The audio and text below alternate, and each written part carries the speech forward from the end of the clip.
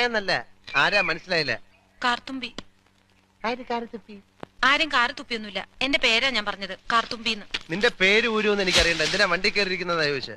എന്നോട് കേറിയിരുന്നോളം പറഞ്ഞു. ആരെ? ആ, ഒരു കിളവൻ. അങ്ങനെ ഒരു കിളവൻ പറഞ്ഞാൽ കേറിയിരിക്കാനുള്ള വണ്ടിയൊന്നുമില്ല. ഇങ്ങോട്ട് ഇറങ്ങ വേണ്ടേ? പിന്നെന്തിനാ കാശ് എണ്ണി വാങ്ങിച്ചത്? ആരെ? ഒരമ്മാവൻ. ഏതമ്മാവൻ? എനിക്കൊന്നും അറിഞ്ഞൂടാ. പോയി ചോദിക്ക്, അയാളാ ഷാപ്പിലുണ്ട്. ദേ വരുന്നു. അങ്ങോട്ട് ചോദിച്ചോളൂ, എന്താ ചോദിക്കണമെന്ന് വെച്ചാ. അമ്മാവാ, ഇയാൾ എന്തൊക്കെയോ പറയുന്നു. മര്യാദയ്ക്ക് സംസാരിച്ച് ചവിട്ടേണ്ട. ഇയാളാണോ ഈ പെണ്ണിന്റെ കാശ് വാങ്ങിയത്? അമ്മാവൻ കാശൊന്നും വാങ്ങിയില്ല. താല്ലേ പറഞ്ഞ അമ്മാവൻ കാശ് വാങ്ങിച്ചത്? പിന്നെ ഇയാളാണ്. ഇത് എന്റെ അമ്മാവനാ. പിന്നെ അമ്മാവൻ കാശ് വാങ്ങിച്ചില്ലെന്ന് പറഞ്ഞു. അമ്മാവൻ കാശ് വാങ്ങിന്ന് പറഞ്ഞത് ശരിയാ, പക്ഷേ ഞാൻ എപ്പോഴാണ് ഇതിന്റെ കാശ് വാങ്ങിച്ചത്?